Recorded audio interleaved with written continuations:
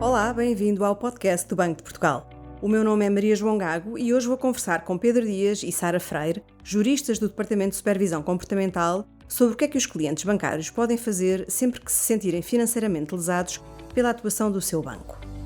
A resolução alternativa de litígios é uma das opções que os clientes têm ao seu dispor para reclamarem uma indenização por danos causados pela atuação de uma instituição de crédito. Vamos perceber como funciona esta opção. Pedro e Sara, muito obrigada por terem aceitado o nosso convite. Pedro, quando um cliente tem razão de queixa de um banco, o que é que deve fazer?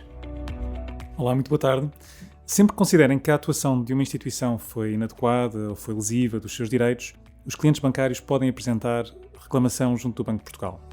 O Banco de Portugal analisa as reclamações relativas à atuação das entidades que estão sob sua supervisão. Estamos a falar de instituições de crédito, sociedades financeiras, instituições de pagamento, instituições de moeda eletrónica e também os intermediários de crédito, quando esteja em causa a intervenção destas entidades na venda de produtos e serviços bancários de retalho.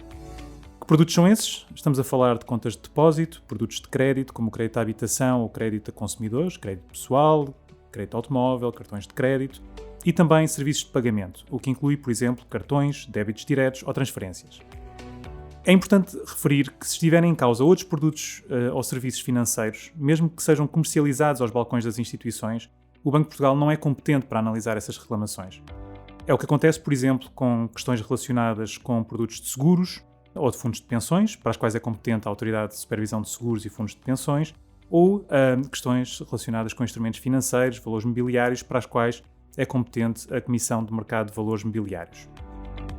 Caso pretendam apresentar reclamação, os clientes têm várias opções ao seu dispor. Podem fazê-lo através do livro de reclamações das instituições, em formato físico, aos balcões das instituições, havendo uma obrigação da parte das instituições em disponibilizar de imediato o livro de reclamações, ou também através do formato eletrónico que está disponível online ou através da app.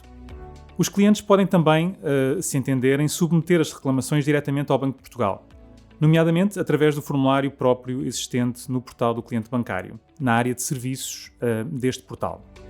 A apresentação de reclamação não tem qualquer custo para o cliente e as instituições estão sempre obrigadas a responder às reclamações que lhes são dirigidas, tomando posição sobre aquilo que é alegado pelos reclamantes.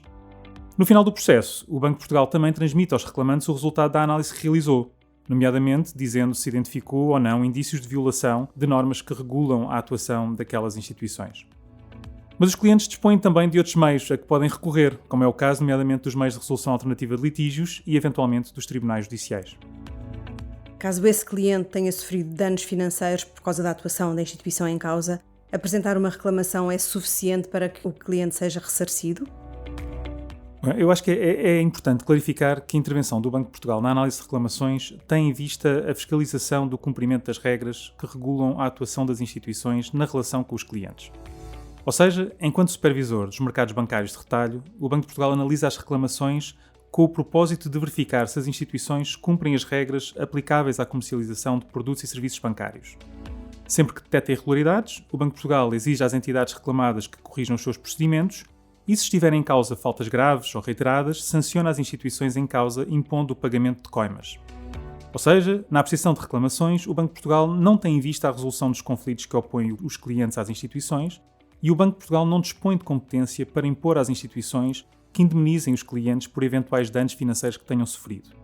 Por isso, sempre que assim o entendam, para procurar chegar a um acordo com a instituição, para obterem uma decisão final e vinculativa sobre o litígio em causa ou para serem ressarcidos dos danos financeiros que tenham sofrido, os clientes podem também, e para além de apresentarem reclamação ao Banco de Portugal, submeter a situação em causa à apreciação de meios de resolução extrajudicial de litígios ou dos tribunais judiciais. Sara, quais são as vantagens da resolução alternativa de litígios? A resolução alternativa de litígios configura uma forma mais simples e menos onerosa dos clientes verem resolvidos os conflitos com as instituições, sem necessidade de recorrerem aos tribunais judiciais. É também uma via mais rápida, uma vez que, em regra, os procedimentos de resolução alternativa de litígios devem ser decididos no prazo máximo de 90 dias. As entidades de resolução alternativa de litígios atuam como intermediários imparciais entre o cliente e a instituição, ajudando-os a alcançar um compromisso através da conciliação e da mediação e, caso as partes não alcancem um acordo, impondo uma decisão no contexto da arbitragem. Assim, o processo inicia-se pela conciliação ou pela mediação, e se não for possível chegar a uma solução, então passa-se à fase de arbitragem, na qual a entidade de resolução alternativa de litígios atua como tribunal arbitral. As partes não têm de estar representadas por advogado para verem o seu conflito dirimido por uma entidade de resolução alternativa de litígios. A lista das entidades de resolução alternativa de litígios de consumo é divulgada pela Direção-Geral do Consumidor e, de acordo com a informação disponibilizada, existem centros de arbitragem de conflitos de consumo com competência territorial em diferentes zonas do país e existem 2 centros de arbitragem de conflitos de consumo que são competentes em todo o território nacional. As instituições estão obrigadas a aceitar essa fase da arbitragem? Bem, as instituições estão obrigadas a disponibilizar procedimentos eficazes e adequados de resolução alternativa de litígios. Dito isto, para darem cumprimento a esta obrigação, as instituições devem aderir a pelo menos 2 entidades de resolução alternativa de litígios. No portal do cliente bancário, o Banco de Portugal disponibiliza informação sobre as entidades de resolução alternativa de litígios a que cada instituição aderiu.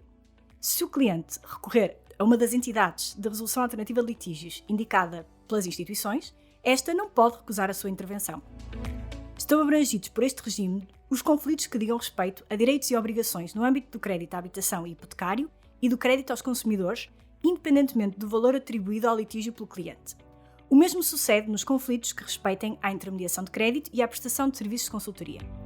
Já para questões referentes a serviços mínimos bancários, ao serviço de mudança de conta de pagamento e a serviços de pagamento, estão abrangidos litígios cujo valor seja igual ou inferior a 5.000 euros, o que corresponde ao valor da alçada dos tribunais de primeira instância.